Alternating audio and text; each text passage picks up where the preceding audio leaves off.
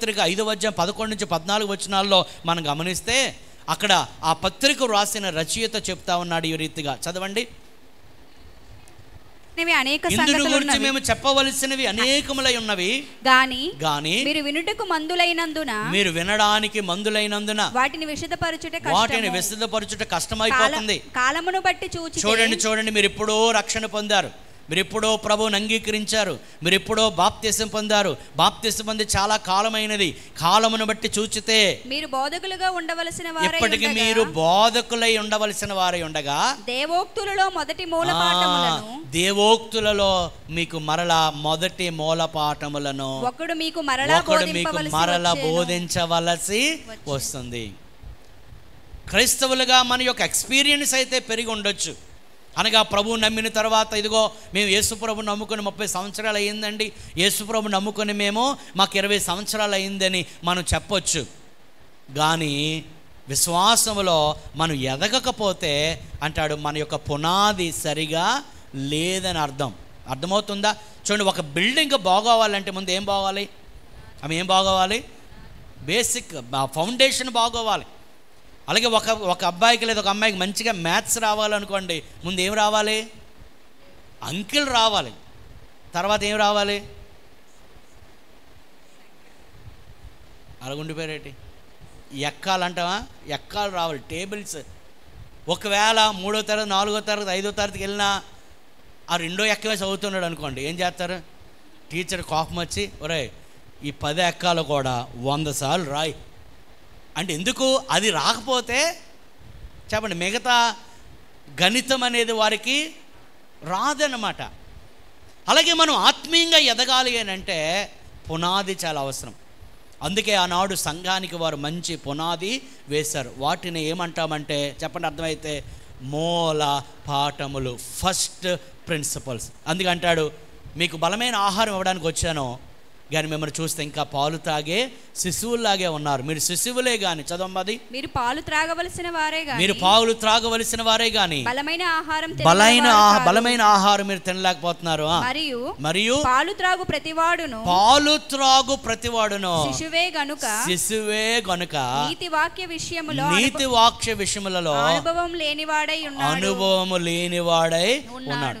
శిశువు అనుభవం కలిగిన వారు. చూడండి, శిశువుకి వయస్సు వచ్చిన వారికి తేడా ఏమైనా ఉంటుందా? ఉంటుంది. శిశువుకి ఏమీ తెలియదు, ఎవరేది చెప్తే అదే, ఎవరేం పెడితే అది తినేస్తారు, ఎక్కడికి రమ్మంటే అక్కడికి వచ్చేస్తారు, ఏది చేయమంటే అది చేసేస్తారు కదా. ఎందుకంటే శిశువుకి ఏది కూడా తెలియదు. కానీ వయస్సు వచ్చిన వారు అలాగూ చేయరు కదా. అందుకంటే వయస్సు వచ్చిన వారు, చదవండమ్మా, వయస్సు వచ్చిన వారు అభ్యాసము చేత మేలు కీడులను వివేచించుటకు. క్రైస్తవ జీవితం అనేది అభ్యాసం. ఓవర్ నైట్లో మనము మారిపోము. మరి ఎలా మారుతామో చెప్పండి? ఇందా చెప్పాను కదా, లెక్కలో గణితమో రాత్రి వచ్చేస్తాయా? ఏం చేయాలి? దాన్ని ప్రాక్టీస్ చేయాలి. అభ్యాసం. అలాగే క్రైస్తవ జీవితం అనేది ఒక అభ్యాసం, అది ఒక సాధన. దాన్ని మనం అభ్యాసం చేయాలి, దాన్ని ప్రాక్టీస్ చేయాలి. అందుకంటే వయస్సు వచ్చిన వారు అభ్యాసము చేత మేలు కీడులను వివేచించుటకు సాధకము చేయబడిన జ్ఞానేంద్రియాలు ఏం చేయాలట? సాధకం. కొంతమంది జిమ్కి వెళ్తారు, జిమ్కి వెళ్ళని వాళ్ళ బాడీ వేరుగా ఉంటుంది, జిమ్కి వెళ్ళిన వారి బాడీ ఎలా ఉంటుంది? కండలం ఎలా ఉంటాయి? కండలు ఏమంటావు వాటిని? 6 ప్యాక్ 7 ప్యాక్ 8 ప్యాక్ అంటే ఎక్కడ చూస్తే అక్కడ కండలు. కానీ అంటే ఆ కండలు రావడానికి కారణం ఏంటి? ఆ పార్ట్ లేకపోతే ఆ కండ నీళ్ళు ఏం చేశారంటే సాధన చేశారన్నమాట. ఏమంటామని? పుల్లప్స్, పుషప్స్, బస్కీలు, అవి ఇవి డంబెల్స్ అవి తీసి శరీరాన్ని గట్టిగా దారుఢ్యంగా చేసుకున్నారు. మీకు అర్థమవుతుందా? అంటే శరీరము వారు బలంగా చేసుకుని ఆరోగ్యంగా కాపాడుకున్నారు కనుక వారు అంత త్వరగా ఈ వ్యాధులకు వారు పాలవరు. మీకు అర్థమవుతుందా? అలాగే ఆత్మీయతలో కూడా మనం ఎదగాలి అని అంటే వాక్యం చేత మనం తరచుగా బలపరచబడాలి. దేవునికి స్తోత్రం కలుగును గాక. అందుకంటే ఇది అభ్యాసం. వాక్యాన్ని వినాలి, వాక్యాన్ని తినాలి, వాక్యాన్ని ధ్యానించాలి, వాక్యాన్ని వంట పట్టించుకోవాలి, ఆ వాక్యం చేత బలపరచబడాలి. ఆ వాక్యమును మన జీవితంలో, మన జీవితం ద్వారా, ప్రవర్తన ద్వారా దాన్ని చూపించాలి. ఎందుకంటే వయసు వచ్చిన వారు అభ్యాసము చేత జ్ఞానేంద్రియములు కలిగి ఉన్నారు గనుక బలమైన ఆహారము వారికి బలమైన ఆహారం వారికి తగును, బలమైన ఆహారము వారికి తగును. అంచేత వారు మేలు కీడులను వారు ఏం చేస్తారు? వివేచిస్తారు. ఎవరు? వయసు వచ్చిన వారు. ఎవరైతే పరిపక్వత కలిగి ఉంటారో వారు ఏది సరి అయినదో ఏది సరి అయినది కాదో వారికి తెలుస్తారు. సరే, కొలస్సీలకు రాసిన పత్రిక 2వ అధ్యాయము 6 నుంచి 8 వచనాలు మనం చదువుకుందాం. కొలస్సీలకు రాసిన పత్రిక 2వ అధ్యాయము 6 నుంచి 8 వచనాలు. కావున మీరు ప్రభువైన క్రీస్తు యేసును దయచేసి అందరూ బైబిల్ తెరుద్దాము. మరి అందరి దగ్గర బైబిల్లో ఉన్నాయని అనుకుంటున్నాను. తప్పనిసరిగా బైబిల్ తెచ్చుకోవాలి, బైబిల్ అందరూ తెరవాలి. చూద్దాం, చదవండి అమ్మా. కావున మీరు ప్రభువైన క్రీస్తు యేసును అంగీకరించిన విధముగా ఆయన యందు వేరు పారిన వారే. చూడండి, ఆయన యందు వేరు పారిన వారే. ఆయన నమ్ముకోవడం మాత్రమే కాదు, ఏం చేయాలంట? ఆయనలో ఏమవ్వాలండి? వేరు పారాలి. గతంలో హుదూద్ తుఫాన్ వచ్చిందా? అందులో జ్ఞాపకం ఉందా? అమ్మో, దాన్ని ఎలా మర్చిపోగలమండి అని అంటారా?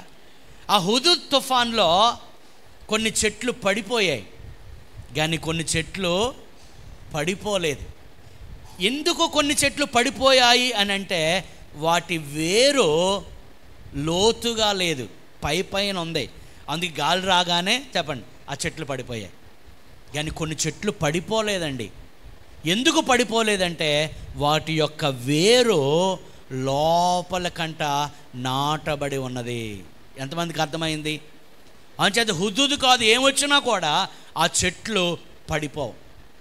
అలాగే ఎవరైతే క్రీస్తులో లోతుగా నాటబడతారో వారి జీవితంలో ఎన్ని శోధనలు వచ్చినా, ఎన్ని శ్రమలు వచ్చినా, ఎన్ని బాధలు వచ్చినా, ఎంత కష్టం వచ్చినా, ఒకవేళ వారు ఆప్తులను కోల్పోయినా, వారు కష్టములో నష్టములు గుండా వెళ్ళినా, వారి శరీరమునకు తీవ్ర అనారోగ్యం కలిగిన, ఆరోగ్యం కోల్పోతారేమో కానీ విశ్వాసం కోల్పోరు. దేవుని స్తోత్రం కలుగనగా. హల్లెలూయా. ఎందుకు? వారు క్రీస్తులో, అక్కడ అంటాడు, వారు నాటబడి వేరు పారిన వారై ఉండాలి. గమనించండి, క్రీస్తులో ఉండడం మాత్రమే కాదు, క్రీస్తులో ఎలా ఉండాలి? లోతుగా ఉండాలి. వేరు పారిన వారై ఇంటి వలె కట్టబడుచు మీరు నేర్చుకొనిన ప్రకారముగా.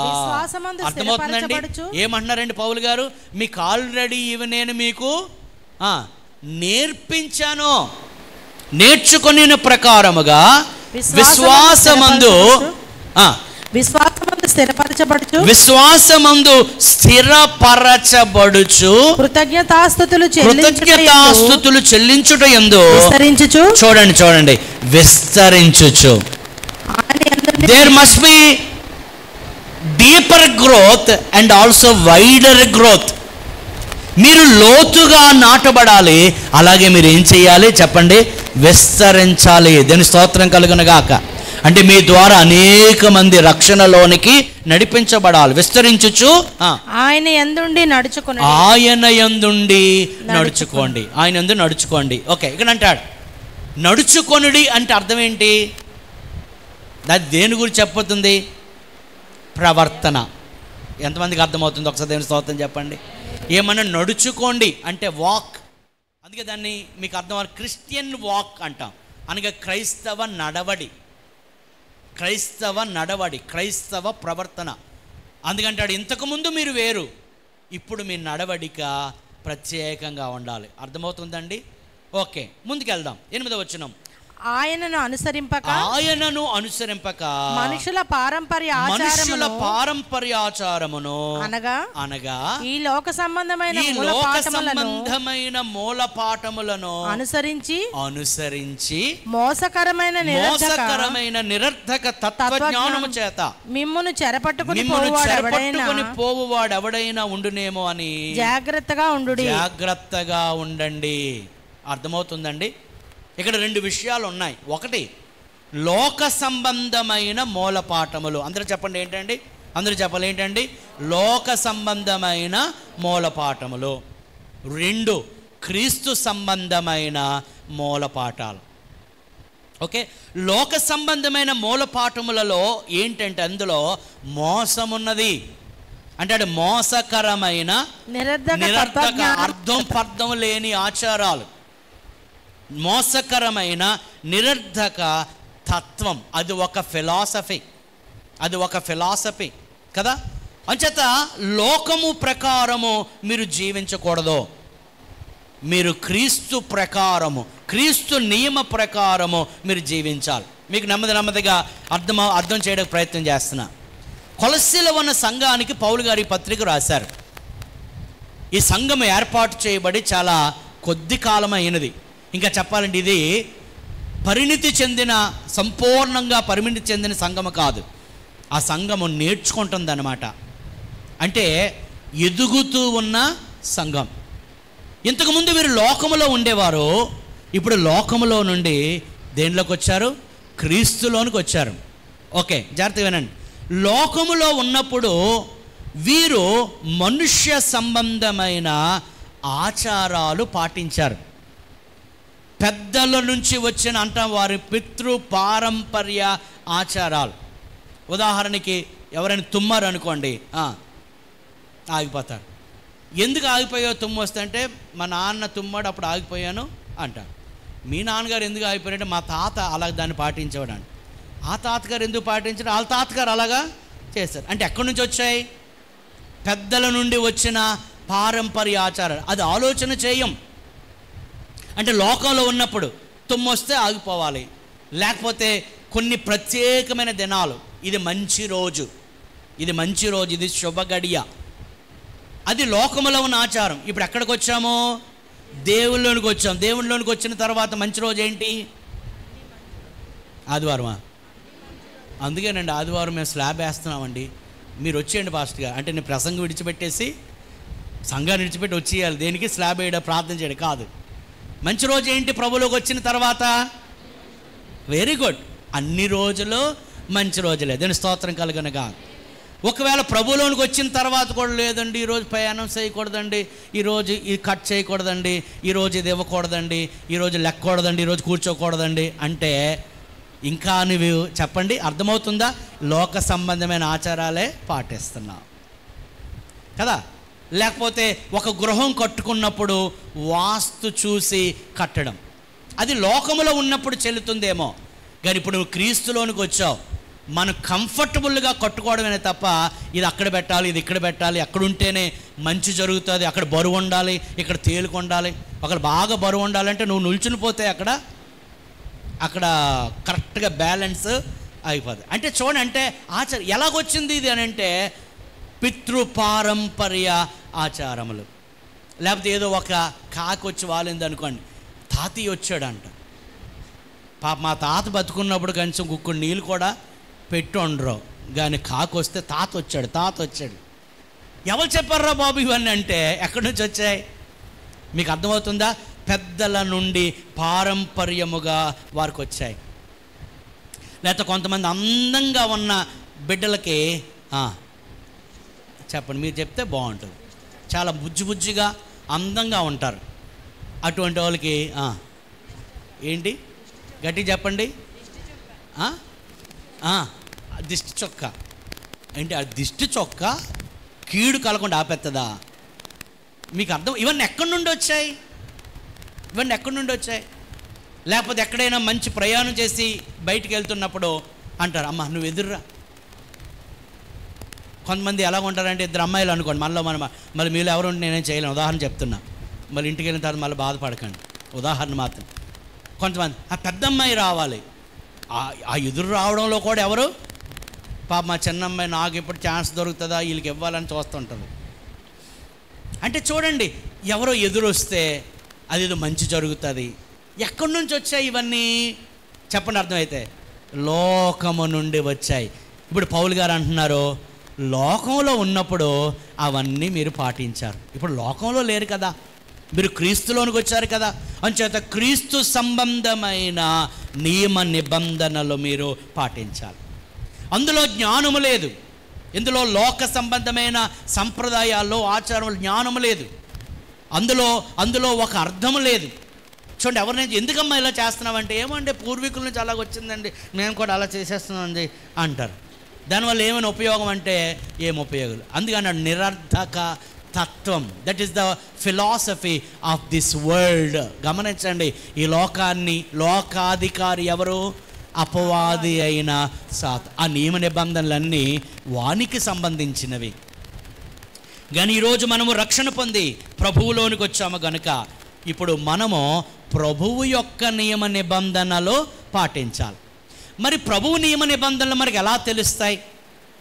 యేసు ప్రభు లేడు. ఇప్పుడు యేసు ప్రభు అన్నాడు కదా గ్రేట్ కమిషన్లో, నేను మీకు ఏ ఏ సంగతులను మీకు ఆజ్ఞాపించానో వాటిని గైకొనవలెనని వారికి బోధించండి. ఇప్పుడు యేసు ప్రభు లేడు. మరి యేసు ప్రభు యొక్క నియమం ఇది. ఆయన నమ్ముకున్న వారు ఎలా ఉండాలి, ఆయన నమ్ముకున్న వారు ఎలా నడుచుకోవాలి, ఆయన నమ్ముకున్న వారి యొక్క ప్రవర్తన ఎలా ఉండాలి, క్రైస్తవుల యొక్క ఆలోచన విధానం, జీవితం ఎలా ఉండాలి అని మనకి ఎలా తెలుస్తుంది? లోకస్తులకి ఎలాగ వారు నమ్ముతున్నారు? పెద్దల నుండి వచ్చిన, పితరుల నుండి వచ్చిన పారంపర్యాచారం. మరి సంఘమునకు కూడా పితరుల నుండి వచ్చిన పారంపర్యాచారం ఒకటి ఉన్నది. ఆ ఆచార నియమ నిబంధనలు ఎవరు పాటించమని చెప్పారో చెప్పండి? క్రీస్తు. దీని స్తోత్రం కలుగును గాక. మరి క్రీస్తు నుండి సంఘానికి ఎలాగొచ్చాయి నియమాలు? అర్థమైతే చెప్పాలి. అపోస్తలులు. దేవునికి స్తోత్రం కలుగును గాక. హల్లెలూయా. అందుకే దాన్ని ఏమన్నాము? వెరీ గుడ్, మీకు బాగా అర్థం. అపోస్తలుల బోధ. So we have to follow the traditions of the apostles which are given by their master Jesus Christ. అంచేత యేసుక్రీస్తు సంఘం ఎలాగ ఉండాలి గమనించండి పిల్లారా. సంఘాన్ని కట్టేది యేసు ప్రభు. మత్తయి సువార్త 16:18 అంటాడు, ఈ బండ మీద నా సంఘమును కట్టుదును, పాతాళ లోక ద్వారములు దాని ఎదుట నిలువన్నారు. సంఘము కట్టేది ఎవరు? ఆయన. చూడండి, మీరు ఇల్లు కట్టుకుంటున్నారు అనుకోండి. మీరు ఇల్లు కట్టుకున్నప్పుడు మేస్త్రి గారికి డబ్బులు ఇచ్చేసి, ఒక ఇల్లు కట్టడానికి ఎంత అవుతుందండి ఇప్పుడు మినిమమ్? ఒక 30 లక్షలు ఇల్లు అయిపోతుందా? ఓకే, ఏదో ఒక 30 లక్షలు ఇచ్చేసి, బాబు నా దగ్గర 30 లక్షలు ఉన్నాయి. అందరు ఎక్కడ ఉన్నారా? నా దగ్గర ఉన్నాయి అనుకోకండి. మళ్ళా మీరు గొప్ప తెలివైన వాళ్ళు. నా దగ్గర కాదు, ఎవరో చెప్తున్నారు. ఏమని? బాబు నా దగ్గర 30 లక్షలు ఉన్నాయి, మేస్త్రి గారు మీ చేతిలో పెడుతున్నాను, మీకు ఎలా నచ్చితే అలా కట్టండి అంటామా? హలో, అలాగంటామా? ఆ ఇల్లు మీది, ఆ ఇల్లు ఎవరిది కాదు? మేస్త్రి గారిది కాదు. ఎంతమందికి అర్థమవుతుంది? అంటే నువ్వు ఎలా పడితే అలా కట్టి, బాత్రూమ్ ఎక్కడైనా పెట్టేసుకో, బెడ్రూమ్ ఎక్కడైనా పెట్టేసుకో, మెట్లు నీ ఇష్టం, మధ్యలోంచి పెట్టి నీ ఇష్టం. However you want you can build it. ఒకవేళ పొరపాటున అలాగ ఇచ్చి వెళ్ళిపోయిన తర్వాత వచ్చేటప్పటికి ఆ ఇల్లు చందరవందరగా ఉంటే తప్పు నీదే. ఎందుకంటే నీ ఆలోచన ప్రకారం ఇల్లు కట్టడాలు మేస్త్రి ఎలా నచ్చితే అలా కట్టుకోవాలి. తప్పనిసరిగా ఎవరైనా ఇల్లు కట్టుకున్నప్పుడు చెప్తారు, ఇదిగో బాబు నా దగ్గర 30 లక్షలు ఉన్నాయి, ఇదిగో నీ చేతిలో పెడుతున్నా, దీన్ని ఇలా కట్టాలి అని ఒక ప్లాన్ వారికి ఇచ్చి, బెడ్రూమ్ ఎలాగ ఉండాలి, ఆ బెడ్రూమ్ ఎలాగ, మాస్టర్ బెడ్రూమ్, చిల్డ్రన్ బెడ్రూమ్, ఇంకో బెడ్రూమ్, లేకపోతే కిచెన్, హాల్, కారిడార్, ఆడార్, ఇలా ఉండాలి అని చెప్తాం. అంతేనా? ప్లాన్ ఇస్తాం. మన ఇంటి గురించి మనమే ఎంత మంచిగా ఆలోచించి కట్టుకుంటున్నామే, అటువంటిది యేసుక్రీస్తు వారు తన సంఘమును కట్టాలనుకున్నప్పుడు ఎవరికి నచ్చినట్లు వారు సంఘములు కట్టుకుని వెళ్ళిపోతే ఆయనకి ఇష్టపడుతుందా? ఎంతమందికి అర్థమవుతుంది? The church belongs to Christ. సంఘము క్రీస్తునకు చెందినది కనుక క్రీస్తు అనుకున్నట్లే సంఘము ఉండాలి. గమనించండి పిల్లారా. ఇంకా చెప్పాలంటే బోధకులు అనుకున్నట్లు, సేవకులు అనుకున్నట్లు సంఘం ఉండడం కాదు, క్రీస్తు అనుకున్నట్లు సంఘం ఉండాలి. క్రీస్తు ఎలాగ సంఘం ఉండాలనుకుంటున్నాడో అలాగ సంఘాన్ని నాయకులు నడిపించాలి. దాని స్తోత్రం కలుగునుగా. హల్లెలూయా.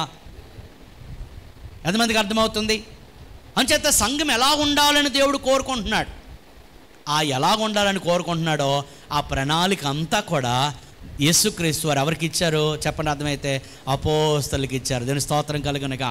మీరు గమనిస్తున్నారు, యేసుక్రీస్తు వారు తన రాజ్య సంబంధమైన విషయాలన్నీ శిష్యులకు బోధించాడని ఉందే, చెప్పాడనమాట. ఇదిగో సంఘం అంటే ఎలా ఉండాలి, సంఘములో వారు ఎలా ఉండాలి, సంఘములో ఉన్నవారి ప్రవర్తన ఎలా ఉండాలి, వారు నమ్ముకుంటారు కనుక నాకు పేరు తెచ్చేవారుగా ఉండాలి, నాకు ఘనత తెచ్చేవారుగా ఉండాలి, వారిని చూచినప్పుడు నాకు మహిమ కలగాలి. యోహాను సువార్త 15 అధ్యాయంలో అంటాము, ఎప్పుడైతే వారు ఎక్కువగా ఫలిస్తారో దాని వలన దేవునికి ఏం కలుగుతుంది? మహిమ కలుగుతుంది. అంచేత సంఘం ఎలాగుండాలి అనే ఆ సాంప్రదాయాలని, ఆ నియమ నిబంధనలను యేసుక్రీస్తు వారు ఎవరికి ఇచ్చారండి చెప్పండి? అపోస్తలుకి ఇచ్చారు. అపోస్తలులు సంఘము ప్రారంభించిన మొదటి దినము నుండి ఆ సంఘాన్ని అలాగ కట్టుకుంటూ వచ్చారు. కానీ కాలక్రమేణా అపోస్తలుల బోధ సంఘము నుండి వెళ్ళిపోయి రకరకాల తప్పుడు బోధలు వచ్చేసి సంఘము బలహీనమయ్యే పరిస్థితిలో ఉన్నది. కానీ నేను అంటాను, we have to go back to the first century church. Hallelujah. మొదటి శతాబ్దంలో సంఘాలు ఎలా ఉన్నాయో అలాగ ప్రతి సంఘం ఉండాలని దేవుడు కోరుకుంటున్నాడు. దేవుని స్తోత్రం. హల్లెలూయా. అంచేత గమనించిన పిల్లారా, మూలపాఠములు అనగా క్రీస్తు సంబంధమైన నియమ నిబంధనలు అపోస్తలుల ద్వారా సంఘమునకు ఇయ్యబడ్డాయి. ఏ సంఘమైనా కానీ, అది ఏ పేరైనా మీరు పెట్టండి, ఏ సంఘమైనా కానీ వీటిని తప్పనిసరిగా పాటించాలి. ఎందుకంటే అలాగే సంఘం ఉండాలని కోరుకోండి. కొంచెం మీకు అర్థం అవడం కోసం తెస్సలోనికు రాసిన 2వ పత్రిక 2వ అధ్యాయం 15వ వచనం. తెస్సలోనికు రాసిన 2వ పత్రిక 2వ అధ్యాయం 15వ వచనం. కాబట్టి సహోదరులారా, నిలకడగా ఉండి మా నోటి మాటల వలనైనను మా పత్రిక వలనైనా మీకు బోధింపబడిన విధులను చేపట్టండి. విధులు అన్న దగ్గర ఫుట్ నోట్లో ఏముందమ్మా? ఫుట్ నోట్లో ఏముంది? కింద ఉంటుంది. ఏమంటది? పారంపర్యాచారం, పారంపర్యం, ట్రెడిషన్స్ అంటాం. అంటే క్రైస్తవ సంఘానికి కొన్ని ట్రెడిషన్స్ ఇవ్వబడ్డాయి. ఎంతమందికి అర్థమవుతుంది? దేవుని స్తోత్రం చెప్పండి. లోకమునకు కొన్ని ఎలాగైతే ఆచారాలు ఉన్నాయో, పారంపర్యాలు ఉన్నాయో, చెప్పండి, క్రైస్తవ సంఘమునకు కూడా కొన్ని పారంపర్యములు ఉన్నాయి, కొన్ని నియమ నిబంధనలు ఉన్నాయి. ఆ విధులను సంఘము తప్పనిసరిగా నిర్వహించాలి. అప్పుడే వారు, చెప్పండి అర్థమైతే, క్రీస్తు అనుకున్నట్లు ఉంటాం. ఓకే, రోమిలకు రాసిన పత్రిక 6వ అధ్యాయం 17వ వచనం. రోమిలకు రాసిన పత్రిక 6వ అధ్యాయం 17వ వచనం. మీరు పాపములకు దాసులై ఉంటిరి గాని అప్పగింపబడితిరో. చూడండి, ఏ ఉపదేశ క్రమమునకు మీరు అప్పగించబడితిరో దానికి హృదయపూర్వకముగా లోబడిన వారై, దానికి హృదయపూర్వకముగా లోబడిన వారై పాపము నుండి విమోచింపబడి నీతికి దాసులైతిరి. దేవుని స్తోత్రం కలుగును గాక. ఇంతకు ముందు పాపములో మీరు ఉన్నారు, ఇప్పుడు పాపముల నుంచి మీరు, చెప్పండి, విడిపించబడ్డారు. అక్కడ ఏమన్నాడమ్మా? ఉపదేశ క్రమం. పాపము నుండి విడిపించబడి ఇప్పుడు మీకు రక్షణ పొందిన తర్వాత మీకు ఒక ఉపదేశము ఇవ్వబడి, దాన్ని ఏమన్నాము? బోధ అన్నాం, టీచింగ్ అన్నాం, బోధించబడుట. ఈ ఉపదేశ క్రమమునకు మీరు అప్పగించబడ్డారు కనుక ఆ ఉపదేశ క్రమములో మీరు ఉండాలి. తెస్సలోనికు రాసిన మొదటి పత్రిక 2వ అధ్యాయం 3-4 వచనాలు మీరు జాగ్రత్తగా వినాలండి. జాగ్రత్తగా కొంచెం మనసు పెట్టి కొంచెం ఆలోచన చేస్తూ వినాలని కోరుతున్నా. ఏలయనగా మా బోధ కపటమైనది కాదు. అపోస్తలుడైన పౌలు అంటున్నాడండి, జాగ్రత్తగా వినండి. అపోస్తలుడైన పౌలు అంటున్నాడు, మా బోధ కపటమైనది కాదు, అపవిత్రమైనది కాదు. ఎందుకు అపోస్తలులు బోధించే బోధ కపటమైనది కాదు? చెప్పండి అర్థమైతే, ఎవరికైనా అర్థమైతే చెప్పండి. ఎందుకు పౌలు అంటున్నారు మా బోధ కపటమైనది కాదు అంటున్నాడు? ఎందుకంటే ఆ బోధ క్రీస్తు బోధించమన్న బోధ. దేవుని స్తోత్రం కలుగునుగా. ఏ బోధలోనైనా కపటము కనబడితే ఆ బోధ క్రీస్తు సంబంధమైన బోధ కాదు. దేనికి స్తోత్రం చెప్పండి. పౌలు గారు అంటున్నారు మా బోధ కపటమైనది కాదు, అపవిత్రమైనది కాదు. మా బోధలో అపవిత్రమైనది లేదు. మా బోధ అపవిత్రమైనది కాదు, మోసయుక్తమైనది కాదు. గాని మా బోధ మోసయుక్తమైనది కాదు. మా బోధలో మోసము లేదు, గాని మభ్య పెట్టేది లేదు, భ్రమపరిచేది లేదు.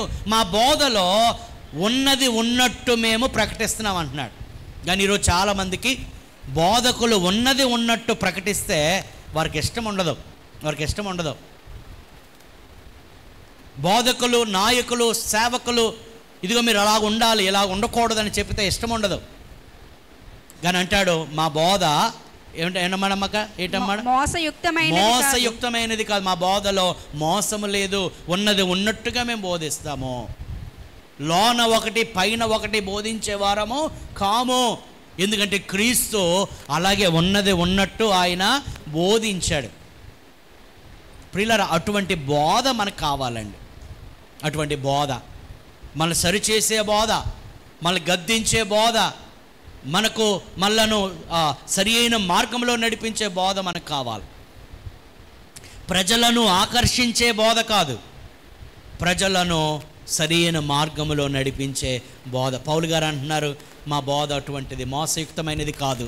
గాని సువార్తను మాకు అప్పగించుటకు యోగ్యులమని, హల్లెలూయా, సువార్తను మాకు అప్పగించుటకు యోగ్యులమని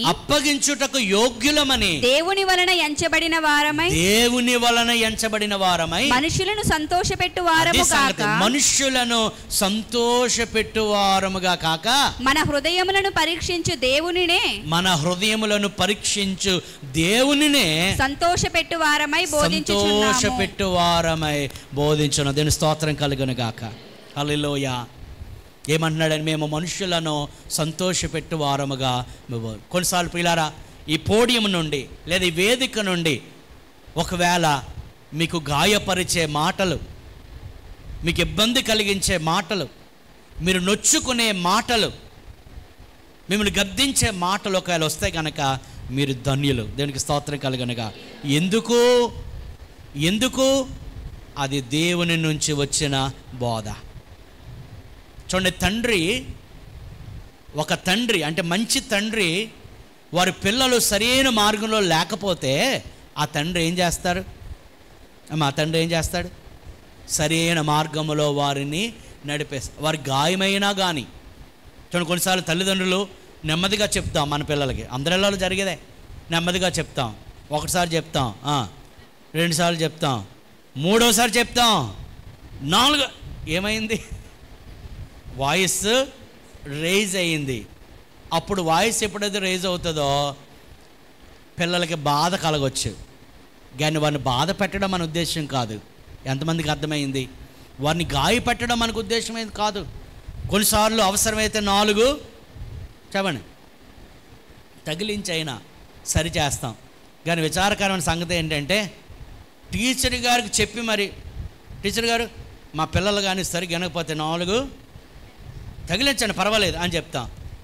అదే పాస్ట్ గారు గద్దిస్తే, పాస్ట్ గారు మా పిల్లల్ని అలా అంటారా? మేము గుడికి రాం అలాగే చెప్తాం. మేము గుడికి రాం. అర్థమైందా మీకు? అంటే అలాగే చెప్తారన్నమాట. మేము గుడికి రాం, మేము ఆ చర్చికి వెళ్ళాం. దైవజనుడు ఎవరు? మనలను సరైన మార్గములో. నేను గమనించిన పిల్లారా, సేవకులు మనకి ఇంకో జాగ్రత్తగా వినండి, మన మేలు కోరి మన సరైన మార్గంలో నడిపించే సేవకులు కానీ మనకుంటే అది మన ధన్యత. దీని స్తోత్రం కలుగనగా. ఏదైనా పర్వాలేదు, అలాగున్నా పర్వాలేదు, ఎలాగున్నా పర్వాలేదు అని అంటే చివరికి ఎక్కడ పోతారు? నరకానికి పోతారు. ఖరాఖండిగా అది కాదు, ఇది కుదరదు, ఇలా చేయకూడదు, అలా ఉండకూడదు అని మనం మేలు కోరి చెప్పే బోధ అది సరైన బోధ. అపోస్తలులు అలాగే బోధించారు. అందుకంటే అక్కడ గమనిస్తే అపోస్తలులు బోధించిన బోధ అధికారముతో కూడిన బోధ. దేవుని స్తోత్రం కలుగనగా. అందుకే అపోస్తలుడైన పౌలు కొన్ని సందర్భాలు అంటాడు, నేను మిమ్మల్ని బతిమాలుకుంటున్నాను అన్నాడు. అర్థమవుతుందా? ఒకసారి దేవుని స్తోత్రం చెప్పండి. మిమ్మల్ని నేను ఏం చేస్తున్నాను? బతిమాలుకుంటున్నాను అన్నాడు. ఒక సందర్భంలో అన్నాడు, ఈసారి బెత్తంతో ఏమైనా రమ్మంటారా అన్నాడు. ఎంతమందికి అర్థమైంది? Very good. అంటే చూడండి, పౌలు గారు ఎలాగైనా నచ్చ చెప్పైనా గద్దించైనా, వారికి ఒకవేళ గాయం కలిగినా పౌలు గారి ఉద్దేశం ఏంటంటే వీరిని క్రీస్తు స్వరూపంలోకి తీసుకురావాలి. దీని స్తోత్రం కలుగునగా. హల్లెలూయా.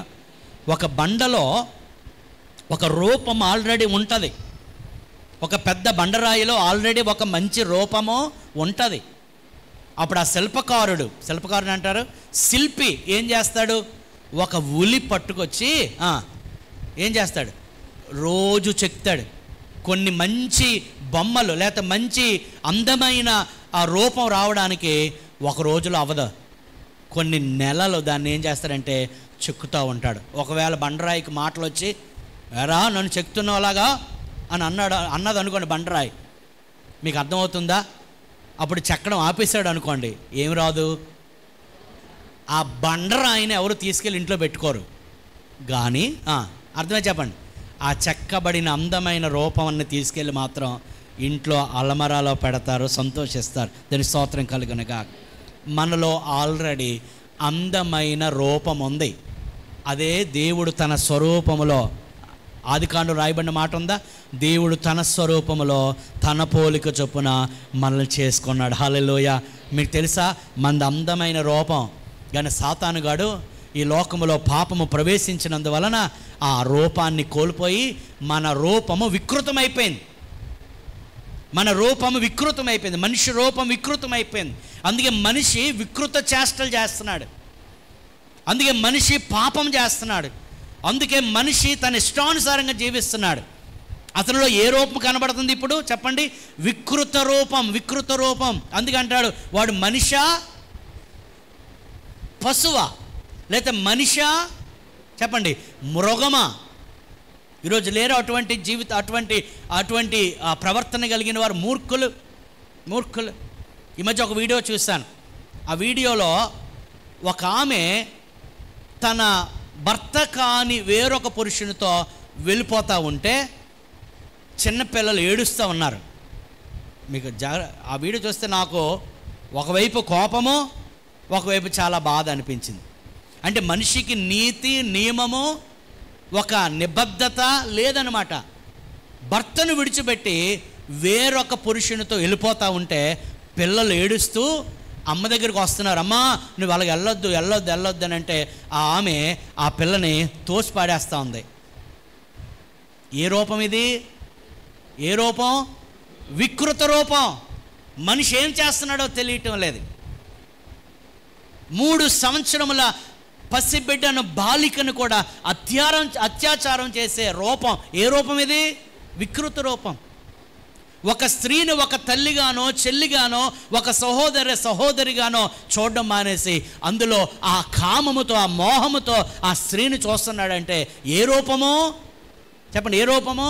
వికృత రూపం. మోసం, అక్రమం, అన్యాయం, అపవిత్రత, ఇదంతా మనిషికి వికృత రూపం. ఆ వికృత రూపములో ఉన్న మనిషికి మరలా క్రీస్తు స్వరూపము అతనిలోనికి రావాలి అని అంటే చెప్పండి, అర్థమైతే అతడు వాక్యం అనే ఉలి చేత చెప్పండి చెక్కబడాలి. దేవునికి స్తోత్రం. అందుకే అపోస్తలుడైన పౌలు అంటాడు, గలతీయులకు రాసిన పత్రిక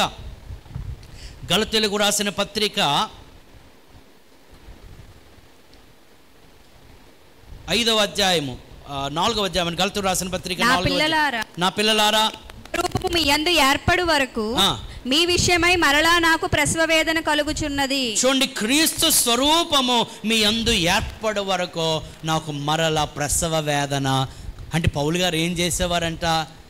సంఘములో ఉన్న వారిని బోధ చేత చెప్పండి, అర్థమైతే క్రీస్తు స్వరూపంలోనికి తీసుకొచ్చాడు. దేవుని స్తోత్రం కలుగును గాక. కానీ చెక్కబడము బాగా పెయిన్ఫుల్లా బాగుంటుందా? చెక్కడం బాధ కలిగిస్తుందా లేదా హాయిగా ఉంటుందా? వాక్యం చేత కొన్నిసార్లు దేవుడు నిన్ను గద్దించినప్పుడు కొంచెం బాధ ఉంటుంది. కొన్నిసార్లు దేవుని మీద కంటే వెంటనే ఫస్ట్ ఎవరి మీద కోపం వచ్చేది? ఎవరి మీద? పాస్టర్ గారి మీద. మీరు ఎవరైనా పాస్టర్ గారి మీద అంటే వాక్యం చెప్పినందుకు బాధపడుతున్నారంటే నాకు అర్థమయ్యే విషయం ఏంటంటే దేవుడు మీ జీవితంలో కార్యము చేస్తున్నాడు. దేవుని స్తోత్రం కలుగును గాక. అందుకే మీకు బాధ కలుగుతుంది. అందుకే అంటాడు పౌలు గారు, నాకు ప్రసవ వేదన. ఒక స్త్రీ ఒక బిడ్డకు జన్మించినప్పుడు ఎంత డెలివరీ పెయిన్స్, బర్త్ పెయిన్స్ అంటాం, అంత వేదన కలుగుతుంది. పౌలు గారు అంటారు, మీలో చెప్పండి అర్థమైతే, క్రీస్తు రూపం చూడాలని నాకు ఆ వేదనతో ఈ మాటలు మీకు చెప్తున్నాను అంటాడు. దేవుని స్తోత్రం కలుగును గాక. హల్లెలూయా, హల్లెలూయా. ఇంకా మీరు గమనిస్తే మత్తయి సువార్త 5 ఎఫెసీయులకు రాసిన పత్రిక 5వ అధ్యాయం 1వ వచనము. ఎఫెసీయులకు రాసిన పత్రిక 5వ అధ్యాయం 1. కావున మీరు ప్రియులైన పిల్లల వలె దేవుని పోలి నడుచుకొనుడి. మీరు దేవుని పోలి నడుచుకోండి. మన గురేంటి? ప్రభువు నమ్ముకున్న తర్వాత మనలో ఎవని రూపం రావాలి? దేవుని రూపం రావాలి. దేవుని స్తోత్రం కలుగును గాక. మనలో సాతాను రూపం ఉండకూడదు. మనం చూసిన వెంటనే చుట్టుపక్కల ఉన్న ప్రజలు ఉండాలి, ఇదిగో మీలో దేవుని కళ. హల్లెలూయా. దేవుని కళ, దయ్యం కళ. కొంతమంది ఆదివారం దేవుని కళ కలకలలాడిపోతారన్నమాట ఆదివారం. కానీ సోమవారం నుంచి శనివారం వరకు నేను చూస్తుంటే దయ్యం కనబడుతుంది నీలో అని అన్నాడంటే అయిపోయింది మన పని. కొంతమంది అంటారు, పాస్టర్ గారండి సాతాను ఎక్కడెక్కడో లేడండి బాబో. సాతాను మా ఇంట్లోనే ఉన్నాడండి. అది భర్త కావచ్చు, భార్య కావచ్చు, పిల్లలు కావచ్చు. మనలో వాడి రూపం కనబడడానికి చెప్పండి వీల్లేదు. మనలో ఎవరి రూపం కనబడాలా? దేవుని రూపం కనబడాలి, క్రీస్తు రూపం కనబడాలి.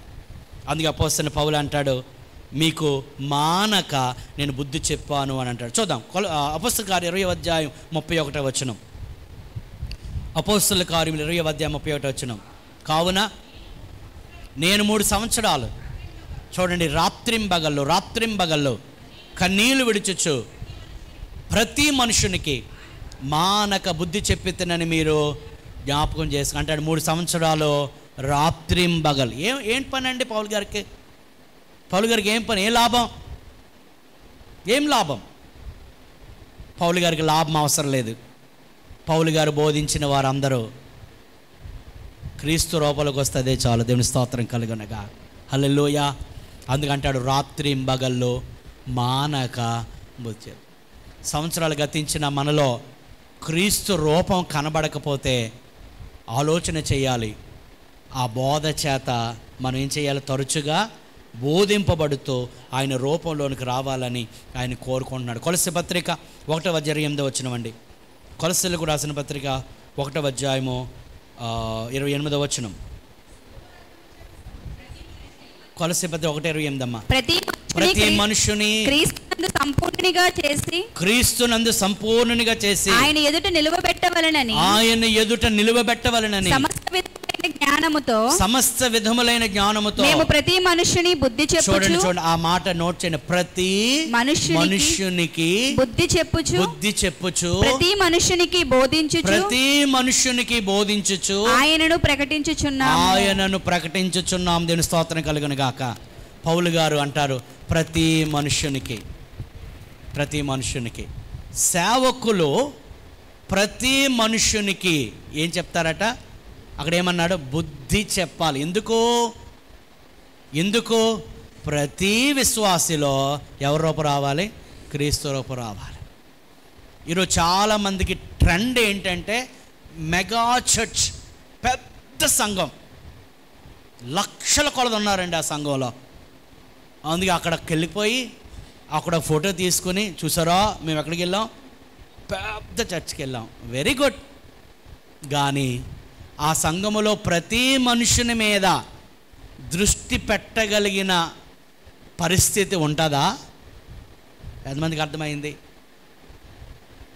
Very good. సేవకుడు నీ మీద దృష్టి నిలిపి నీకు బుద్ధి చెప్పే పరిస్థితి ఎప్పుడైతే ఉంటుందో అప్పుడే మనం ఆత్మీయంగా ఎదగగలం. చాలామంది చాలా సంఘాలకు వెళ్తారు. ఆ సంఘంలో పాస్టర్ గారికి, సేవకులకి కనీసం వీరి పేరు కూడా తెలియదు. వీరికి కూడా అదే కావాలండి. ఎందుకంటే ఏ పాస్టర్ గారు మన ఇంటికి రాకూడదు, ఏ పాస్టర్ గారు మనకి ప్రార్థన చేయకూడదు, ఎందుకంటే మేము వేరుగా ఉండాలని. అది సంఘము కాదండి. కాపరికి గొర్రెకి మధ్య మంచి సంబంధము ఉండాలి. చూడండి, ఇక్కడ ఉన్నారు మీలో చాలామంది కదా, మీ అందరి పేర్లు నాకు తెలుసు. ఒకవేళ పుట్టబోయే బిడ్డల సంగతి నాకు తెలియదు, కానీ చివరికి నిన్నగాక చెప్పండి మొన్న పుట్టిన బిడ్డ గురించి కూడా నాకు తెలుసు. ఇది కాపరికి గొర్రెకి ఉండాల్సిన సంబంధం. చూడండి, చాలామంది ఆళ్ళ సంఖ్యలు గుర్తించుకోవడమే. ఏంటి, మేము చాలా పెద్ద చర్చికి వెళ్తున్నాం. మా పాస్టర్ గారి పేరు తెలిసి కొన్నిసార్లు అడుగుతాను. నేను వర్క్షాప్స్ నిర్వహిస్తాను కదా, సేవకుల మీటింగ్స్, సేవకుల సెమినార్, అక్కడ కొన్ని డిస్కషన్స్ అవుతాయి. అందులో మేము మాట్లాడుకుంటాం. Okay, you are going to a very mega church, good. Pastor గారికి మీ పేరు తెలుసా? తెలియదండి. మీ పాస్టర్ గారి పేరు తెలుసా? తెలియదండి. ఆయన ఎత్తుగా ఉంటారు, లావుగా ఉంటారు, లేకపోతే అదే వేసుకుంటారు, ఇది వేసుకుంటారు, అదే తెలుస్తా. పాస్టర్ గారి పేరు తెలియదు. నేను అంటాను, అసలు మీరు వెళ్తా ఆ సంఘము వాక్యానుసారమైన సంఘమేనా అంటే? ఆడు పౌలు గారు స్థాపించిన సంఘములన్నీ పెద్ద పెద్ద మెగా చర్చెస్ కాదు. పౌలు గారు స్థాపించిన సంఘాలన్నీ చిన్న చిన్న చిన్న సంఘాలు. ఆ సంఘములలోనే చెప్పండి ప్రతి మనుషునికి ఏం చేయగలము? బుద్ధి చెప్పగలం. ప్రతి మనుష్యుడి కొరకు ప్రార్థన చేయగలం. ప్రతి మనుషునికి బోధించగలం. ప్రతి మనుషునిలో ఉన్న లోటుపాట్లు ఏం చేయగలమో సవరించగలం. మీకు తెలుసా, ఇక్కడ ఉన్నవారు అందరి కుటుంబాల గురించి నాకు తెలుసు. ఇక్కడ ఉన్నవారి అందరి ఒకవేళ 100% కాకపోతే, ఎందుకంటే మీరు ఒకవేళ సీక్రెట్ దాటి నేను చేయలేను, కానీ మీ జీవితాల్లో ఏమేమి జరుగుతున్నాయో కూడా నేను చెప్పగలను. ఎందుకు? You can share with me and I can pray for you. దీని స్తోత్రం కలుగును గాక. అంటే మీరు షేర్ చేసుకునే అందుబాటులో ఉన్నాను, మీకు రీచ్ అవ్వగలిగిన అందుబాటులో మీరు ఉన్నారు. పౌలు గారు అంటారు, ప్రతి మనుషునికి నేను బుద్ధి చెప్తే మీకోసం రాత్రింబగల్లో కన్నీళ్ళు విడిచాను అని అంటూ కింద అంటాడమ్మా, దాని కొరకే నేను ప్రయాసపడుచు పోరాడుచున్నాను. దేవుని స్తోత్రం కలుగును గాక. నిజమైన సేవకునికి ఉండే ప్రయాస సంఘము వల్ల నాకేమి ఉపయోగం అనేది కాదు, నా వల్ల సంఘమునకు ఏమి ఉపయోగం. దేవునికి స్తోత్రం కలుగును గాక. ఈ సంఘమును క్రీస్తు స్వరూపంలోనికి నేను తేవాలి అన్నది ఒక ఆత్మ సంబంధమైన సేవకుని యొక్క ఆలోచన విధానం. ప్రియులారా, దేవుని స్తోత్రం కలుగును గాక. హల్లెలూయా. అందుచేత మనం గమనించాల్సిన విషయం ఏంటంటే, అపోస్తలులు, మరి ముఖ్యంగా అపోస్తలుని పౌలు సంఘానికి బోధ ద్వారా, చెప్పండి దేని ద్వారా? బోధ ద్వారా ఆ సంఘమును క్రీస్తు స్వరూపములోనికి మార్చినట్లు మనం చూస్తున్నాం. దేవునికి స్తోత్రం. సో ఈ బోధ క్రీస్తు ద్వారా అపోస్తలులకు వచ్చింది, అపోస్తలుల ద్వారా చెప్పండి సంఘానికి వెళ్ళింది. ఇంకా చెప్పాలంటే మొదటి 300 సంవత్సరాలు ఈ బోధ ఖచ్చితంగా సంఘాలకు వెళ్ళింది. కానీ తర్వాత అనేకమైన తప్పుడు బోధలు సంఘములోనికి చేరడం వలన ఈ అపోస్తలుల బోధ కాస్త పోయి రకరకాల బోధలు సంఘములోనికి వచ్చేసి సంఘములు బలహీనపడిపోతున్నాయి. అంచేత ప్రతి సంఘము చేయాల్సిన పని ఏంటంటే, అసలు అపోస్తలుడు సంఘానికి చెప్పండి క్రీస్తు అసలు అపోస్తలులకు ఏం చెప్పారు, అపోస్తలుడు ఆ సంఘాలకి ఏం బోధించారు, ఎందుకు ఆ సంఘాలు అంత బలమైన సంఘాలుగా ఉన్నాయో తెలుసుకోవాలి. అసలు అపోస్తలుల బోధ అంటే ఏంటి? అపోస్తలులు సంఘమునకు బోధించిన ఆ మూల పాఠాలు ఏంటి? ఆ మూల పాఠాల్లో ఉన్న విషయాలు ఏంటి అని మనం గమనించాలి. అపోస్తలులు రాసిన పత్రికలు, ముఖ్యంగా పౌలు గారు రాసిన పత్రికలలో అసలు ఏం బోధించారు, వారు సంఘానికి ఏం టీచ్ చేశారో అని గమనించి దైవజనులు సిహెచ్ డాడ్ అనే గొప్ప దైవజనుడు ఈ అపోస్తలుల బోధ అంతటిని, ఈ మూల పాఠాలన్నిటినీ 7 అంశాలుగా చెప్పారు. ఎంతమందికి అర్థమవుతుంది? 7 అంశాలుగా చెప్పారు. వాటినే మనం డిడాకే అని అంటాం, వాటినే బోధ అని అంటాం. అపోస్తలుల బోధ. ప్రతి సంఘము ఈ బోధలో స్థిరపరచబడాలి, ఈ బోధలో బలపరచబడాలి, ఆ బోధలో స్థిరంగా ఉండాలి. అప్పుడే వారి జీవితంలో ఎన్ని శోధనలు వచ్చినా, ఎన్ని ఇరుకులు కలిగినా, ఎన్ని ఇబ్బందులు కలిగినా వారు పడిపోరు, వారు జారిపోరు. సో అసలు ఈ మూల పాఠంలో ఉన్న అంశాలు ఏంటి, అసలు అపోస్తలులు సంఘానికి ఏం బోధించారు అనే విషయాలు మనం తరువాత వారంలో నేను చెప్పాను కదా, ఇది ఒక సిరీస్, ఏమో కొన్ని నెలలు ఇది కొనసాగుతూ ఉంటుంది. కానీ సాధ్యమైనంత వరకు అందరూ ప్రతి ఆదివారము ఈ మాటలు వచ్చి మరి వినాలని, అనేక మందికి వీటిని పంపించాలి, షేర్ చేయాలని నేను కోరుతూ ఉన్నాను. పిల్లారా, క్రీస్తు మన నుంచి ఏం ఆశిస్తున్నాడు? కేవలము ప్రభు నమ్ముకొని బాప్తిసం పొంది ఏదో పొడి ప్రార్థన చేసుకుంటూ, అలాగే మళ్ళీ ప్రతి ఆదివారం వస్తూ మన తోచిన కానుకలు పెట్టిలో వేసి వెళ్ళిపోయేది కాదు ప్రియులారా. మనలో ప్రజలు ఎవరి రూపం చూడాలి? క్రీస్తు రూపము చూడాలి. దీని స్తోత్రం కలుగును గాక. ఇంకో చోట అంటాడు, మనం క్రీస్తుకి పత్రికలమై ఉన్నాం. ఏమై ఉన్నామండి? పత్రికలమై ఉన్నాం. మనలను ప్రజలు చదువుతారు. హల్లెలూయా. మన జీవితాన్ని ప్రజలు చదువుతారు. వారు చదివినప్పుడు ప్రతి పేజీలో ఎవరు కనబడాలి? చెప్పండి, అర్థమైతే క్రీస్తు కనబడాలి. హల్లెలూయా. మన జీవితంలో, మన కుటుంబంలో, మన నడవడిలో, మన మాటలో, మన ఆలోచనలో, మన ప్రవర్తనలో క్రీస్తు కనబడినప్పుడు అప్పుడు అర్థమవుతుంది మనలో ఏ రూపం ఉన్నట్లు. చెప్పండి, క్రీస్తు స్వరూపం. దీని స్తోత్రం కలుగునుగా. అపోస్తులు ఏం బోధించారు అనే విషయాలు తర్వాత వారాల్లో ఒక్కొక్కటి మనం నేర్చుకుందాము. మరి ఆ మాటలు ద్వారా మనం బలపరచబడదాము. అటువంటి కృప పరిశుద్ధాత్మ దేవుడు మనకు అనుగ్రహించునుగాక. ఆమేన్. తల వంచుదాం, ప్రభు సన్నిధిలో ప్రార్థించేద్దాం. దేవుడు మనకిచ్చిన ఈ యొక్క వాక్యమును బట్టి ప్రియులారా, యేసుక్రీస్తు యొక్క సువార్తను వినడం మాత్రమే కాదు, విన్న నీవు బాప్తిసం పొందాలి. బాప్తిసం పొందడం మాత్రమే కాదు, బాప్తిసం పొంది నీవు సంఘములో చేర్చబడాలి. చేర్చబడిన నీవు ఏదో ఒక అటెండర్స్గా వచ్చి వెళ్ళిపోయేది కాదండి. ఆ సంఘములో ఉంటూ వాక్యం చేత బలపరచబడుతూ, బోధించబడుతూ క్రీస్తు స్వరూపం మనలోనికి రావాలి. అటువంటి కృప దేవుడు ఇవ్వాలని ప్రార్థన చేస్తూ, మరి తరచుగా దేవుని మాటలు విందాం. మరి బోధకులు బోధించే బోధను తీసుకుందాం. ఆ బోధను మనము వంట పట్టించుకొని ఆ బోధ మన ప్రవర్తనలో చూపిద్దాం. మరి 2 చేతులు పైకెత్తి, ప్రభువా, నేను అపోస్తుల సంఘానికి ఏదైతే బోధించారో ఆ బోధలో మేము కట్టుబడి, ఆ బోధలో మేము నిలబడి, స్థిరపడి నీ కొరకు కొనసాగుట కృప చూపండి ప్రభువా. మేమేదో మందిరానికి వెళ్ళి వచ్చేవారంగా కాదు, మేము ఉంటున్న సమాజంలో మేము మాదిరికరంగా ఉండాలి. నీ బోధను అనుసరించే వారంగా ఉండాలి ప్రభు. ఎంతోమంది నేను నమ్ముతున్నారు ప్రభువా, కానీ మా జీవితాల ద్వారా అనేక మంది నిన్ను నమ్ముకోవాలి.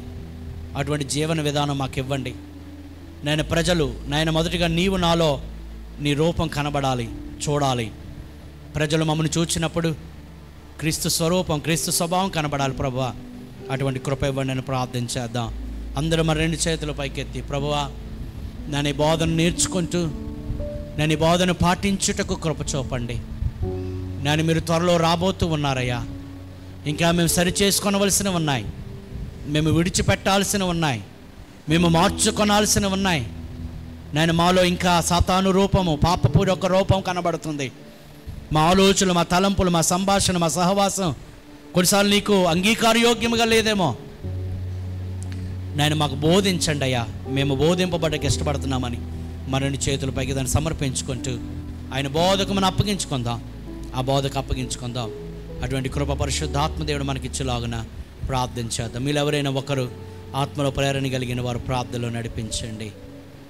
స్తోత్రం, స్తోత్రం, హల్లెలూయా.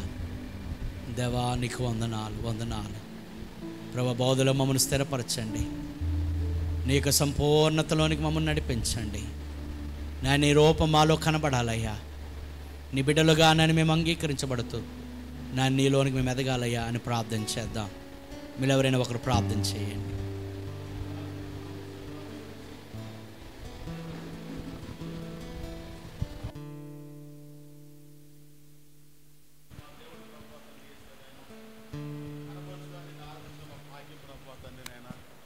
ఈ లోకముల ప్రభువా తండ్రి, నాయన జీవించాలంటే ప్రభువా తండ్రి యేసయ్యా, నాయన మొదటిగా ప్రభువా తండ్రి నీ మాట వినాలని, నీ మాట ప్రకారం జీవించాలని ప్రభువా తండ్రి. అలాగే ప్రభువా తండ్రి మా రూపం ప్రభువా నీ రూపంగా మారాలని ప్రభువా తండ్రి.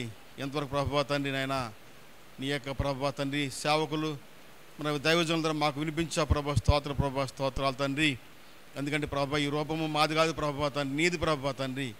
నాయన నీ రూపమైన ప్రభువా తండ్రి, నీ రూపాన్ని ప్రభువా తండ్రి వికృత రూపంగా మేము మార్చుకుని ప్రభువా తండ్రి, పాపము శోధనలో పడిపోయి ప్రభువా, సాతునుచులో పడిపోయి ప్రభువా తండ్రి, ఇదిగో రకరకాల ఆలోచనలు ధనాశతో ప్రభువా తండ్రి నాయన, ఇదిగో చెడు ఆలోచనలతో ప్రభువా తండ్రి, అహంకారంతో ప్రభువా తండ్రి, గర్వంతో ప్రభువా, ఈర్ష్యతో ప్రభువా తండ్రి బ్రతుకుచున్నాం ప్రభువా తండ్రి. నాకన్నవుడు ఎక్కువ కాదు, నాకేమి తక్కువ కాదు, నాకన్నా గొప్పడువుడు కాదు అంటూ ప్రభువా రకరకాల ఆలోచనలతో బంధకాలతో చిక్కుని ప్రభువా తండ్రి నాయన చెడిపోతున్న ప్రభువా తండ్రి క్షమించండి. నాన్న విన్న వాక్యం ప్రభువా తండ్రి యథార్థమైనది ప్రభువా తండ్రి నాయన, నువ్వు చెప్తున్న ప్రభువా తండ్రి అయినా నువ్వు ఉన్నది ఉన్నట్లుగానే బోధించలవిచ్చావు ప్రభువా తండ్రి. ప్రభువా దైవజనులు ప్రభువా ఉన్నది ఉన్నట్లుగానే బోధించిన ప్రభువా తండ్రి. ఆ వాక్యం ప్రభువా మాలో ప్రభువా ఇదిగో గుర్తుంచుకున్న ప్రభువా తండ్రి, నీకు విరోధంగా తండ్రి ఏ పాపము చేయకుండా ప్రభువా తండ్రి, నీకు విరోధంగా మేము నడుచుకోకుండా ప్రభువా తండ్రి, యథార్థమైన మార్గం నడిపించు ప్రభువా తండ్రి, శ్రేష్టమైన మార్గం నడిపించు ప్రభువా తండ్రి.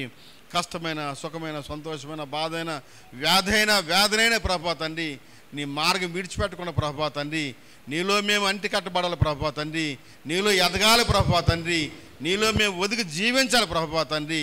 మా ఘనత మా యొక్క పడక నడక ప్రతీతికి ప్రభువా తండ్రి నీవిచ్చిందే ప్రభువా తండ్రి, నీవు లేకుండా మాకు ఏమీ లేదు ప్రభువా తండ్రి.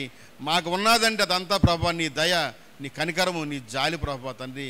నాయన ఎంతగానో హెచ్చించావు ప్రభువా తండ్రి, ఎంతగానో హెచ్చించిన దేవా ప్రభువా తండ్రి, నువ్వు చేసే ప్రతి మేలు మర్చిపోకుండా ప్రభువా తండ్రి నాయన మమ్మల్ని మేము తగ్గించుకుంటూ ప్రభువా తండ్రి, నాయన మమ్మల్ని మేము తగ్గించుకుంటూ ప్రభువా తండ్రి నాయన దీన్ని ఘనపరిచే బాగా దయచే ప్రభువా తండ్రి.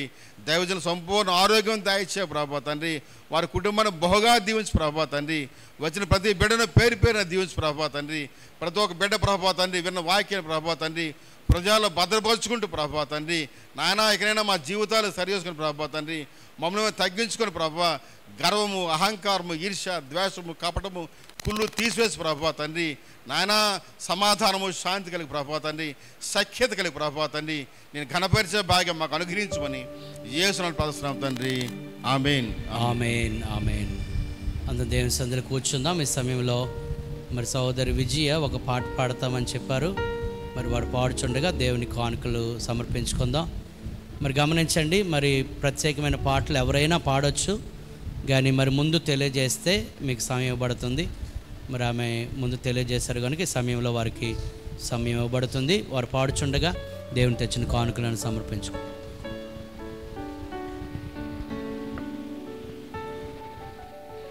హలో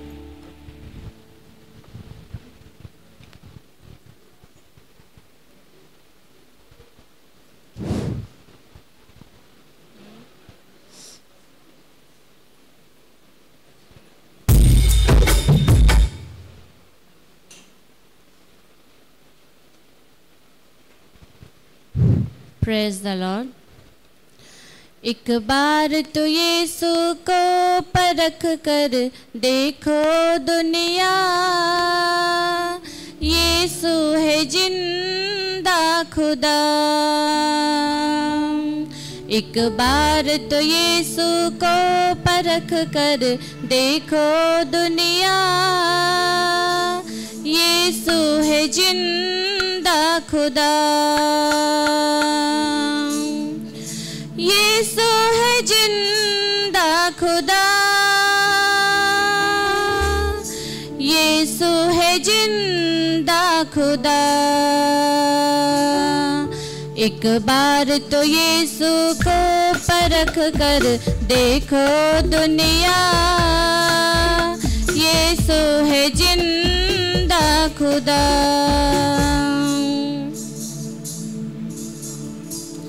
उद्धार करतावन दुनिया में वो आया है, सबके गुनाहों का ये बोझ उठाया है। उद्धार करतावन दुनिया में वो आया है, सबके गुनाहों का ये बोझ उठाया है। क्यों पाप में मिटते हो अपने, यीशु को अपनाओ।